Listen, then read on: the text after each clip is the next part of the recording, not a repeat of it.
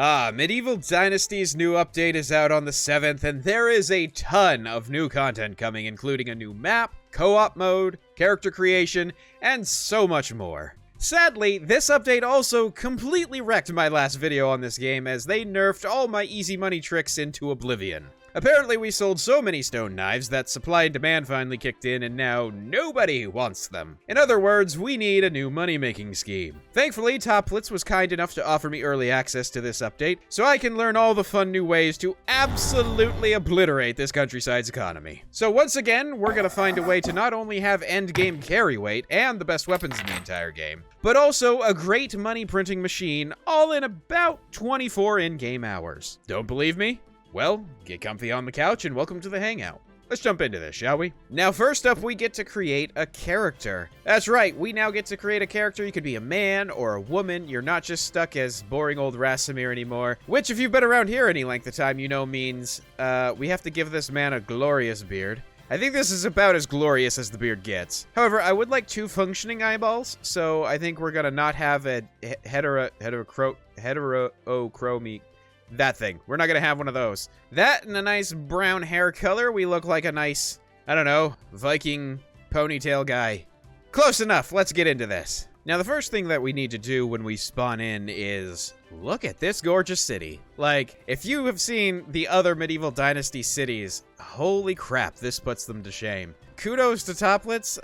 This is quite the step up. I mean, they've done a great job of putting all sorts of new assets in, new textures, new animations. I believe I've seen a few new animations. And it really fleshes out the feel of the city. But anyway, we're trying to get overpowered, and by the way, say hello to the editor who's going to be with me, because along with this update came co-op, or multiplayer, whatever you'd like to call it. But as soon as we spawn in, we're going to want to come over to Sedowin. Now, if you're new to the game, he'll have some quests for you to kind of get familiar with it, but I am not new to the game, and therefore I'm going to pass on some menial tasks. He's going to send us up to the owner of this area. We're going to need to talk to him, and then someone else he will send us to. This is going to be pretty important, so you're going to want to make sure not to skip these steps. Miragod is his name. So Miragod is going to send us to Durwan, and I'm probably pronouncing that in some sort of extremely offensive manner, but it is what it is. Here's Durwan. Now, the reason we needed to talk to them is twofold. Number one, that's how you're now allowed to build on the area. And we're going to want to be able to craft, like, camping fires and all. Campfires, you know, is the way that normal humans say that. But we're going to want to be able to craft campfires and place them on the ground. But we're also going to want this chest. You see, it seems like Toplitz thought, you know what? Let's try to encourage everyone to be brokenly overpowered right out of the gate. Because they've given us a bow, some copper arrows, a copper axe, a copper hammer, and on we go. In fact, they start you with so much loot that you're literally going to be over-encumbered just with starter loot. That's how generous Toplitz has been to your new character. Which, frankly, I think is awesome. It's probably because if you've already been playing the game a lot, you probably want to get to the mid-game rather quick, and this loot is mid-game loot. But we're actually not going to be using most of it. We're going to come up to, oh no, Unislawa. God, help me. This is gonna be rough. We're gonna come up to her and sell her most of our equipment, but we're gonna hang on to the bow and the copper arrows. I'll show you why in just a second. So after just selling most of the starter loot, yeah, we've already got 600 medieval bucks. That's not too shabby. It's a good start, but we're gonna need a lot more than that, so let's do something about that, shall we? So you're started in this city called Piastovia. That's about as close as it's gonna get. I'm never gonna pronounce anything correctly in this game. But if you head just southeast of the city, you'll look on the horizon here and see not only Scythic's way out ahead of us. Go get it, man. Look at you. I knew I kept him around for something. I'm so gonna pay for this in editing. True, very true. You're gonna see on the horizon here, there's some broken down shacks. That may be kind of unassuming, but when you see a building that's not in a city in Medieval Dynasty, there should be one word that comes to mind. Loot. And that's absolutely what we're going to see. You see, every time I have loaded a new world in the Oxbow, these buildings all spawn with the exact same loot every time. For example, we're about to walk into this building and I predict there's going to be 4 poisoned arrows, a spear on the ground, a wicker basket on top of a gold pouch of 150 gold or coins, whatever the heck, and then another spear leaning against a bookshelf. Let's see if that's true. 1, 2, 3, 4 poisoned arrows, 1 spear, wicker basket, 150 coins, and a spear. So, as you can see, it's pretty much every time the loot, as best I can tell, is the same. Which means, again, as best I can tell, that should be the same loot that you'll be getting. So just a hop, skip, and a jump away from the starting city, you'll be able to find some really good vendorables. But make sure you come up to the top level here, because there is an entire iron-spiked cudgel with 100% durability. Now that's not normally day 1 loot, but I am not going to ask questions.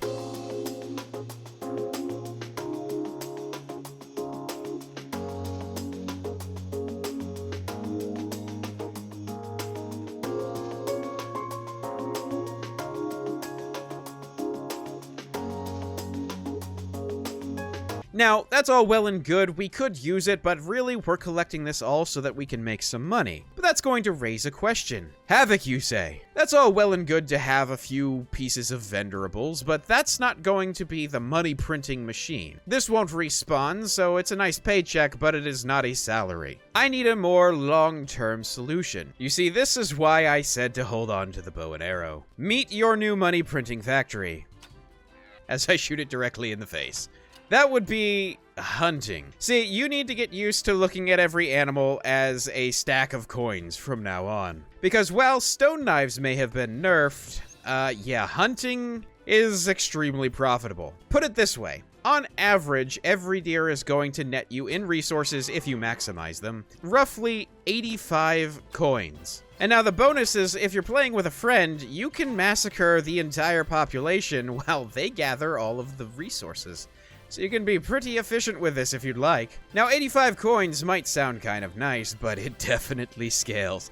Oh, I almost got run over by a deer. They're fighting back, ladies and gentlemen. But it definitely scales with other animals. A boar, for example, is going to give you, I think, about 145 coins. A moose is going to give you something in the ballpark of about 350 coins. Whereas the massive phonetically challenged yak, also known as the Vezant, I believe, is going to give you 450 coins if you use the resources correctly. But Havoc, what do you mean by use the resources correctly? Well, I'm glad you asked. It's quite simple, really. You see, deer are going to drop 2 resources: meat and leather. Syphix just got done cooking all the meat there, which is going to increase the amount it'll sell for. I'm going to go into our handcrafting and make simple bags, which crafts 1 for 1 leather. The whole point of this is that you're wanting to take some resources that are really easy to get and maximize their sell potential, which is exactly what we're doing, and thank you for walking directly at me, sir. That was the easiest headshot I think I've ever had. That is a new butthole for you. Merry Christmas. A new butthole for Rudolph. Rudolph the 3-butt reindeer.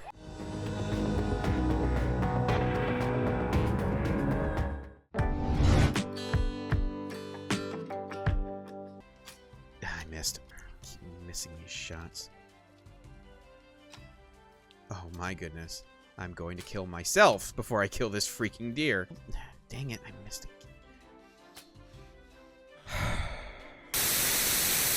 So we've come back, and our haul is a casual 151 roasted meat. I also have 24 bags, but I couldn't carry everything, so Syphix also has quite a bit of leather and bags and whatnot on him. And we've successfully drained the vendor of her money, but we're not done with her because she has the most powerful weapon in the entire game. That would be the iron crossbow. So we're definitely going to take that. It's 1,110 coins, which we have plenty. And now we can go ahead and sell our bow, our copper arrows, our spiked cudgel, poisoned arrows, and on down the list. And of course, we don't want to go with the cheap stuff, so we're going to be getting ourselves some iron bolts as well. A whole 9. That's not too bad. And, in fact, we can afford more than that. So, as you can see, at the end of day 1, we have an iron crossbow and 15 iron bolts. That's right, we have the most powerful weapon in the entire game at 55 damage plus 75 damage for iron bolts. And it's not even the end of day 1. So, the method from here is wash, rinse, repeat. Basically, all you have to do is start depopulating all of God's creation, and you will continually make more and more money. And, in case you're wondering, that's not the only pre-spawned buildings. We were down in this area. However, also in this area to the southwest is another one, and you're gonna have one to the northwest, and I'm sure there's more, but if you're looking for a lot of free loot with a lot of deer that spawn around them, those are gonna be the locations you're gonna want to hit up quite frequently. So as you can see, just southwest of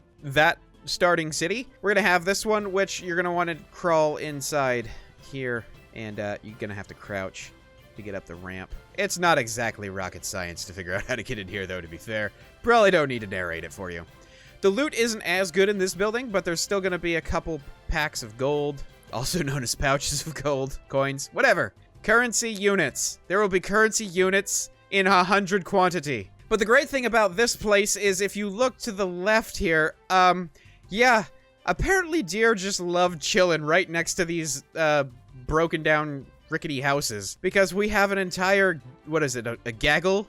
Is it a murder of deer? We have a murder of deer here in the clearing. I believe they're called herds. A herd. Okay, sure, whatever. It's about to be a murder of deer, if you get the meaning. Yeah, let's get on with it. Now that we have an iron crossbow, that's gonna be a lot easier to hunt these guys. If you want, you can definitely go for expanding your carry capacity first and get the better sacks. But yeah, I really love hunting with a crossbow, so I prioritize that because farming up the meat is not going to be a problem from here. So, it is now the dawn of day number 2. We spent the entire night, basically, once again, just so much blood, so many dead deer. It is kind of a shame that we have driven that population to extinction, but I brought you back here because, as you can see, I'm a little overweight. And for all the great things that this update has added, I mean, we're talking tons of new music. That's pretty awesome, including new menu music. Tons of new camps, new trinkets and baubles, all sorts of great stuff. There's one thing I am so glad they didn't change from the game. And that is that everyone knows if you want to go faster when you're overweight,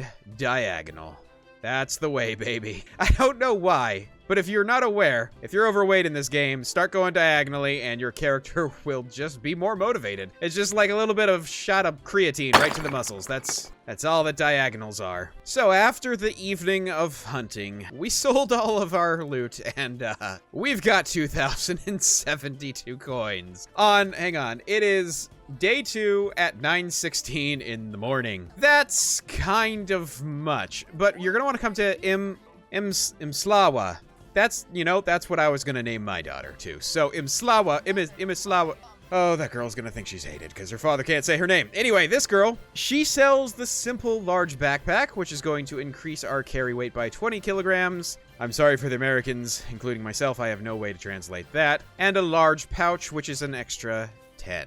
Even after buying all that, we still have 1,200 coin, which means our carry capacity has now jumped up to 65 kilograms, which you could kind of see how this can snowball, right? So now we can buy more bolts, which means we can kill more deer, which we can now carry more deer, which means we can sell more and get more money, and you still look like you're about to shank me directly in the spinal column. I'm not comfortable with that. And with all the dirt on your face, too.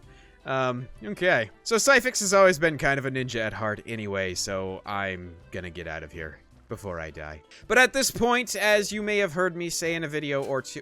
What the heck was that? But at this point, as you might have heard me say in a video or two, the world is your oyster. Basically, you are a god. From here, if you want, there's actually some moose that spawn in this general area. There's also Vezants around and all that, which again, you kill one Vezant, you made 450 medieval dollars, and yeah, I'm pretty sure you can retire after like 2 of those. Outside that, make sure you're picking up some broadleaf plantains. I'm pretty sure they got buffed again because I think they used to be 2 health that they gave you per, and now they're back up to 5. So you keep a fat stack of them on you, and it's going to be kind of hard to die from injury, and you're pretty much good to go. You can hop down to the fishing village over here, Astoya. You can go over to Skauki, which I believe is like a mining village, if I remember correctly. Well, I think Klonika is a mining village. I don't remember too much about Skauki, I'm not gonna lie. But the great news is you can also, with your absurd amount of coin, pay the carriage to just take you there because the prices are pretty reasonable, like 200-300 at most to go across the map.